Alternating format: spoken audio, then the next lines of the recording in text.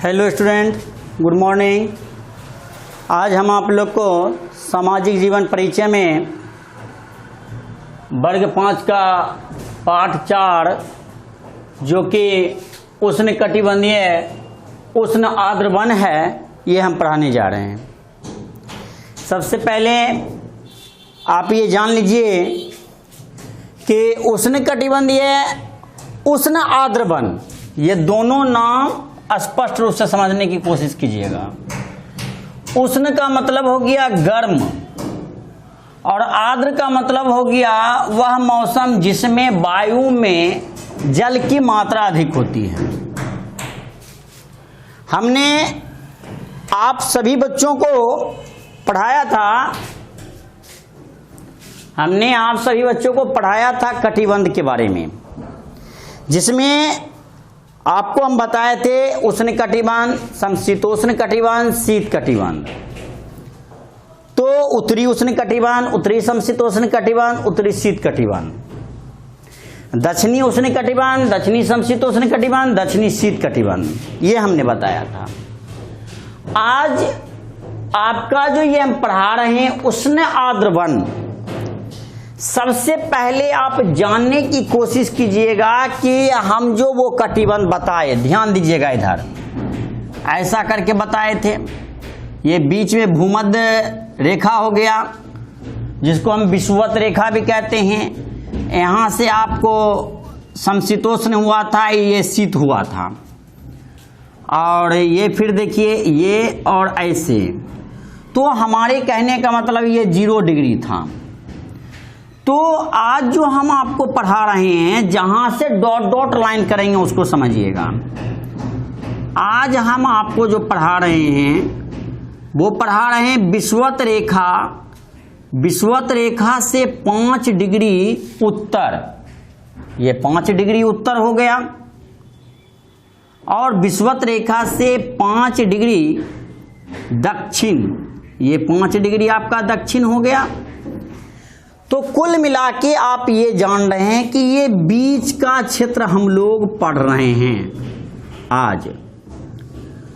और ये बीच का क्षेत्र आपको याद होगा कि हमने कहा था कि सूर्य की सीधी किरण विषुवत रेखा यानी भूमध्य रेखा पर आता है।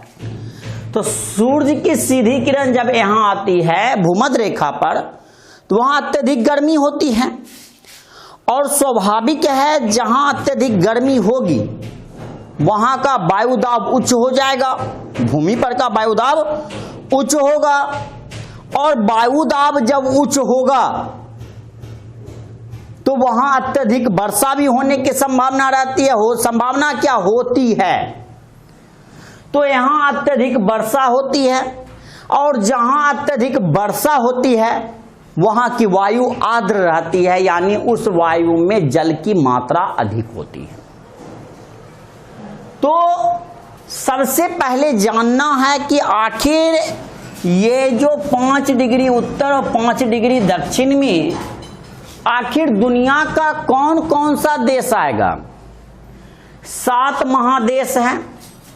7 महादेश में आप जानते हैं एशिया महादेश सबसे बड़ा है, 1 अफ्रीका महादेश, 2 अंटार्कटिका महादेश, 3 उत्तरी अमेरिका महादेश, 4 दक्षिणी अमेरिका महादेश, 5 ऑस्ट्रेलिया महादेश, 6 यूरोप महादेश, 7।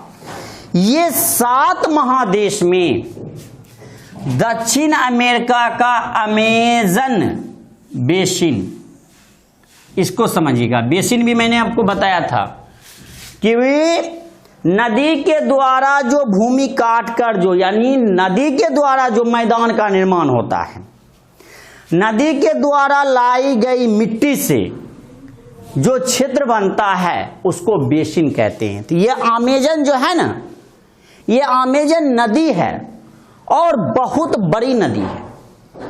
जिस तरह से गंगा बड़ी नदी हुई, दुनिया की सबसे बड़ी नदी नील हुई, उसी तरह से अमेजन भी बड़ी नदियों में से एक है। ये नदी के द्वारा जो क्षेत्र का निर्माण हुआ होगा वो बेसिन हो गया। अब दूसरा देखते हैं कि अफ्रीका महादेश में, एक महादेश तो आपको अमेरिका आ गया, तो अमेरिका महादेश का कुछ भाग यहाँ आता होगा, अमेरिका महादेश यहाँ है और उत्तरी यहाँ आ जाता है, यूरोप यहाँ है, एशिया ये पूरा हो जाता है, अफ्रीका यहाँ पे आ जाता है, अंटार्कटिका जो है ये ध्रुव के पास आ जाता है यहाँ, ऑस्ट्रेलिया यहाँ आ जाता है। देखिएगा 7 महादेश आपका हो जाता है, किताब में भी देखिएगा। बच्चों अगर आप मन लगा के पढ़ोगे तो पूरा दिमाग पर रहता है कि कौन चीज कहाँ नहीं है।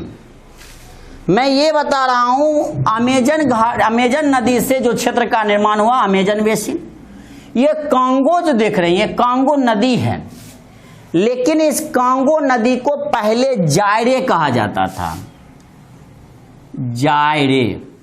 तो ये अफ्रीका की बड़ी नदी थी, अफ्रीका महादेश की, जायरे का ही नाम कांगो कहा गया। तो कांगो नदी से जो क्षेत्र का निर्माण हुआ वो कांगो बेसिन हो गया। और यहाँ पर आपको एशिया का कुछ भाग, जैसे यहाँ देखिए इंडोनेशिया, जापान, भारत का दक्षिणी भाग, ये जितना भी है ना, कोरिया, दक्षिण कोरिया, तो ये जितना भी क्षेत्र आपको मैं अभी बता रहा हूं, यहीं पे वियतनाम भी है, ये सारा का सारा दक्षिण पूर्वी एशिया का भाग आता है। चाहे वो इंडोनेशिया हो, भारत का दक्षिणी भाग हो, वियतनाम हो, है ना, दक्षिण कोरिया हो, जापान का कुछ भाग ले लीजिए, ये सब पूर्वी और दक्षिण पूर्वी एशिया का भाग है। तो दक्षिण पूर्वी एशिया में आपका ये भाग कौन हो गया? जापान, दक्षिण कोरिया, इंडोनेशिया, वियतनाम, ये सब। यहाँ अफ्रीका का कांगो गणराज्य ही है, कांगो बहुत बड़ा देश है, और अफ्रीका का ये तीसरा बड़ा देश है, अफ्रीका का ये तीसरा बड़ा देश है कांगो। तो कांगो, फिर यहाँ अमेजन, अमेरिका का कुछ भाग, यानी आप कह सकते हैं कि जो विषुवत रेखा, हम जो उष्णकटिबंधीय उष्ण आर्द्रवन पढ़ा रहे हैं, इसमें 3 महादेश का भाग शामिल हो रहा है, कुछ ऑस्ट्रेलिया का भाग भी आता है इसमें, 4 महादेश। तो अब हम आपको बता रहे हैं कि आखिर इस महादेश की विशेषता, इस प्रजातांत्रिक गणराज्य जो हम पढ़ाएंगे, इसकी विशेषता क्या है। इसकी विशेषता जानने से पहले हम इसकी विशेषता जानेंगे कि उष्णकटिबंधीय यानी उष्ण आर्द्रवन जो है, इसकी विशेषता क्या है। सबसे पहले आप जान गए कि यहां जब सीधी रेखा पड़ती है, सूर्य की सीधी किरण आती है, तो गर्मी अत्यधिक होगी, और जब गर्मी अत्यधिक होगी तो वर्षा भी अत्यधिक होती होगी, वर्षा भी अधिक होती होगी, और जब वर्षा अधिक होती होगी तो वनस्पति भी अत्यधिक उगता होगा, और वनस्पति घनघोर उगता है, यानी उष्ण आर्द्रवन में अत्यधिक गर्मी होती है, वर्षा भी दोपहर के बाद अत्यधिक होता है ना, और अत्यधिक वर्षा होने से उस क्षेत्र में वनस्पतियां अधिक उगता है। जानते हैं वनस्पति कैसा कैसा, मैं आपको बता रहा हूं, एकदम सिंपल सा समझिएगा। मान लीजिए ये बड़ा पेड़ है, ये बड़ा पेड़ है, और ये बड़ा पेड़ आपका आ गया, इस पेड़ के नीचे छोटा पेड़ है, देखते जाइए खाली, और इस छोटा पेड़ के नीचे झाड़ी है, झाड़ी के नीचे पौधा है, पौधा के नीचे घास है, घास के नीचे लताएं हैं। अब बताइए, एक तो सूरज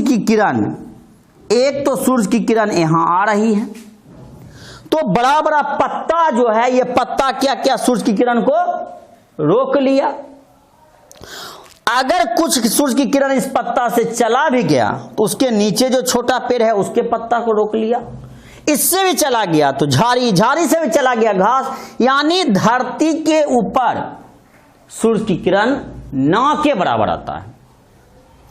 इसलिए इस क्षेत्र को अंधकार का केंद्र भी कहा गया, यानी हार्ट ऑफ डार्कनेस, अंधकार का केंद्र कहा गया। मैं आपको बताऊंगा कि ये जो आप प्रजातांत्रिक गणराज्य देख रहे हैं, ये कुल 9 देशों से मिलके, यानी इसका सीमा पर 9 देश है। देख लीजिए, Cameroon, Gabon, Angola, Zambia, Tanzania, Burundi, Rwanda, Uganda, 1 2 3 4 5 6 7 8 और दक्षिणी सूडान 9। यानी इसके 9 देश के बीच 9 देश के बीच एक प्रजातांत्रिक गणराज्य कांगो है। इसके दक्षिण, इसके उत्तर और पूरब, ये पार्ट जो है, यहां पर एक पर्वत श्रृंखला है। उस पर्वत श्रृंखला का नाम है रुबेनजोरी पर्वत। ये रुबेनजोरी पर्वत,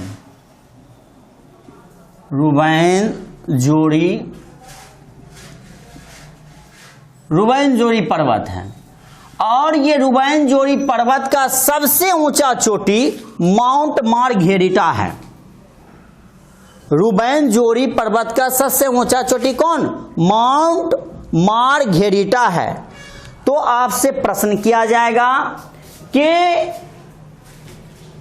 उष्ण आर्द्र वन उष्ण कटिबंध के किस क्षेत्र में आता है? तो कहिएगा विषुवत रेखा से 5 डिग्री उत्तर एवं दक्षिण में।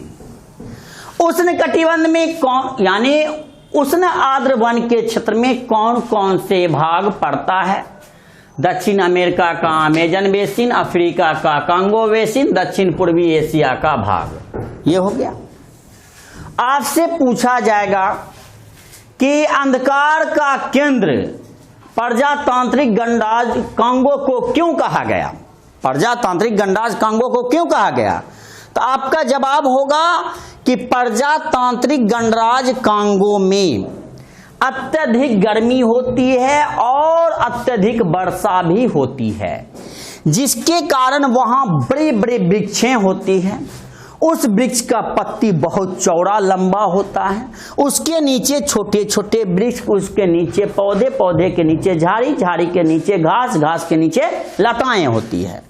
सूर्य की किरण बड़े बड़े वृक्ष के पत्तों से घेरा जाता है, उसे धरती तक नहीं आ पहुंच पाता है, जिसके कारण धरती का क्षेत्र क्या होता है? एकदम ही अंधकार रहता है। इसीलिए इसको अंधकार का केंद्र यानी हार्ट ऑफ डार्कनेस कहा गया।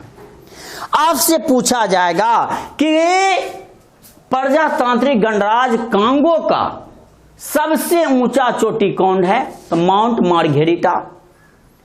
ये किस पर्वत श्रृंखला में है? रुबेनजोरी पर्वत श्रृंखला में है। आपसे पूछा जाएगा कि प्रजातांत्रिक गणराज्य कांगो किन किन देशों के बीच से घिरा हुआ है? तो Cameroon, Gabon, Angola, Zambia, Tanzania, Burundi, Rwanda, Uganda, Sudan, ये आप बोलेंगे। अब इसका आगे का वीडियो जो मैं आपको अगले दिन बताऊंगा वो जलवायु वनस्पति बताऊंगा, धीरे धीरे स्टेप बाय स्टेप। तो आज जितना चीज मैं बताया हूं, उम्मीद करता हूं कि आप इन सारे चीजों को अपने कॉपी पर अच्छी ढंग से लिखेंगे और जो जो मेन पॉइंट है उसे याद रखेंगे। आज के वीडियो में आपके लिए बस इतना ही। धन्यवाद। अगले वीडियो के लिए फिर मिलते हैं।